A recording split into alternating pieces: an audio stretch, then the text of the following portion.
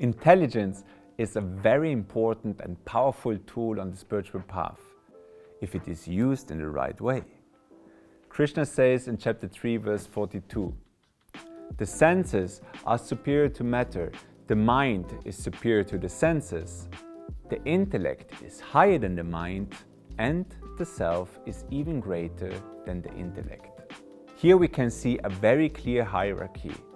First are the senses, which are always running after the sense objects, but they are still higher than matter itself.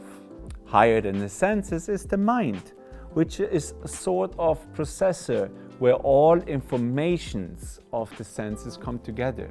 Everything you see, you hear, you taste, you smell, or you touch gets processed in and through this mind. That's why controlling the mind means also controlling the senses. And beyond that is the intellect, which can control both the mind and the senses. And of course, higher than that is the soul, our true self, which we strive to realize and which we can realize when we keep the senses and the mind under control. So we can see that among the tools of this material world, the intellect is very crucial. With him, we can control and guide the other parts like our monkey mind and our senses. For example, if you are in the temple attending a function, you are very hungry maybe and look very much forward to get some prasad. Now finally, prasad is distributed. You can't wait any longer. Your senses long for the taste, the mind needs the sugar rush, and you are about to bite into the nice big laddu, when suddenly the person who distributes the prasad confesses to you that he has poisoned the laddu. Will you still eat it? Probably not. Your mind and senses are getting impatient, craving for the pleasure, but your intellect has the final say, telling them to renounce the laddu as it is poisoned and will not do them any good. So you see, having the right knowledge is crucial for functioning intellect, as the intellect without the right knowledge is just a tool. It is neither good or bad, helpful or useless. The theme knowledge in relation to the gunas we have discussed in another video. I put the video up here in a card or down in the description. Having the intellect filled with the right knowledge is essential for our spiritual upliftment. So make sure to follow the instructions of the Bhagavad Gita and the instructions of the spiritual master. The right knowledge means actually spiritual knowledge, the knowledge about who we are, about why we are here, and about the different realities. How does this material world function? And how does the spiritual world function? How are they interlinked? And how can we get the best out of both? As the intellect is part of this material world, he's also dominated by the three gunas. And depending on which guna is dominant, that tool again is more or less useful for the spiritual growth. In chapter 18, verse 30, Krishna says that intelligence, Arjuna, which understands prescribed action and renunciation of action, which can discern what ought to be done and what ought not to be done, what should be feared and what should not, what brings bondage and what brings liberation, is in the mode of sattva. Again, we can clearly see here that the intellect is linked to knowledge, understanding about the actions which are our duty and which should not be renounced, and those actions which should be renounced. The theme of renunciation was also discussed in another video. Essentially, we all have a swadharma, a purpose to fulfill and a lesson to learn, and we should know them so that we can endure, act and grow through our daily life. Only by fulfilling our duties and living in tune with the cosmic law, we can attain true freedom, liberation or moksha. Yudhishthira, the eldest son of the Pandavas, is such a person who always remembers the path of righteousness and guides also his brothers on this path. No matter which difficulties he faces, what should be done and avoided depends on the goal we pursue. Of course, everybody strives for happiness and fulfillment. Finally, it is found in the realization of the self and the eternal relationship with God. Therefore, we get clear instructions from the scriptures and the spiritual master about how to live our life so that this purpose gets fulfilled. What should be feared, or what causes fear, and what causes fearlessness? Again, the right knowledge is key to discriminate between these two. And ultimately, what creates bondage and what liberation?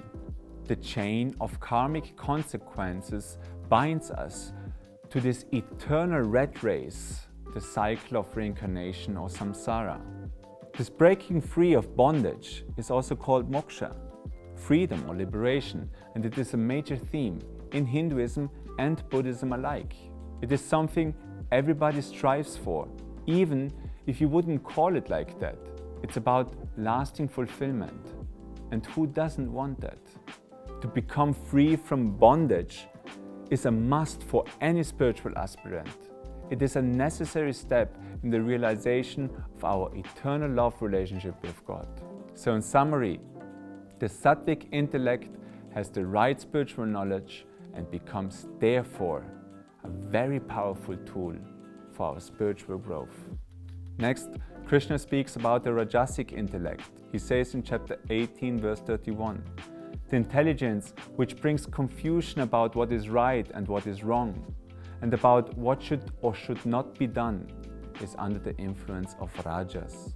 If we confuse dharma or righteousness with adharma, unrighteousness, and do the wrong things, then we are under the influence of rajaguna. That happens when we are full of desires, passions, and expectations. For example, Bhishma has made a vow of never getting married and always defending the throne of Hastinapur. And he did so even when the most cruel ruler sat on that throne. So he was loyal to his vow, which is dharmic, but allowed and supported through that a lot of adharma or unrighteousness. Similarly, if we look at our Western society, which adapted some mainly Christian principles, like tolerance and respect towards others. These qualities in itself are dharmic or righteous. But if they support violence and oppression on the other hand, as the liberal stance often does, then it is not really righteousness but unrighteousness. The same applies to each person individually. You might have committed to a certain path or lifestyle and to some ethics, like to save the world from global warming. But maybe you still eat meat, which is one of the main factors for the global warming. In short, the rajasic intellect is confused. It misses the clarity and the right knowledge and therefore gets confused about what is right and what is wrong.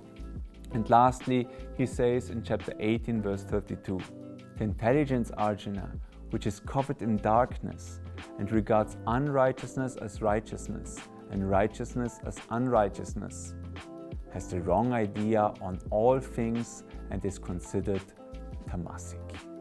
While we know by now what tamas quality is connected with, it is connected with ignorance. And as we have seen, the tool intellect can only function properly when it has the right knowledge. So it is really no surprise that tamasic intellect is not only confused about right and wrong, but actually is completely upside down. Right is considered wrong and wrong is considered right. We see that intellect alone is not a useful tool. It needs to be fed with the right knowledge and be in the sattva guna. Dhritarashtra, for example, the blind king, is convinced that it is right to support his evil son in all endeavors, even though Duryodhana is the epitome of adharma. And this was already very much clear and foretold by the sages before his birth. But this knowledge, and therefore his intelligence or intellect, is covered in darkness. We can see such kind of intellect also in politics, where we are told mostly half-truths or even lies. The media, which sells us all kind of poison for something healthy. Just try to think of the times when smoking was a trend. We were actually awed to believe that smoking is good for us. Now nobody would be so stupid anymore to believe such ideas. But nowadays we have similar situations in relation to nutrition, vegetarianism or veganism, to climate change, and obviously also to the healthcare system. Behind it are many lobbies which are using the stupidity, naivety and ignorance of people to sell unrighteousness for righteousness, and the other way around. In short, tamasic intelligence is an intelligence used for the wrong purpose. It creates more binding and through argumentation makes you actually believe that the wrong thing is right. Adharma becomes dharma. Injustice becomes just. While we know everything can be argued, and if repeated often enough, we might even believe it. We see that intelligence has many facets. It is not always a good thing. It can be used to grow in awareness and love for God. That's the sattvic and pure intelligence. It keeps us confused when the intelligence is rajasic, and it drags us to the absolute degradation if the intelligence is tamasic. The more intelligent somebody is, the clearer he will be about right and wrong when sattvic quality prevails. But he will also find more and more reasons to justify his wrongs when rajas or tamas prevails. Therefore, we should always hold on to what the ultimate reality, the ultimate purpose of life is: growing in the love for God, contemplating on who we are, on what we want, and how we can change, how we can grow, how we can transform, and constantly become a better version of ourselves. Help spreading this knowledge. Use your intelligence properly. Share, subscribe, and like this video. See you next time. Jai Gurudev.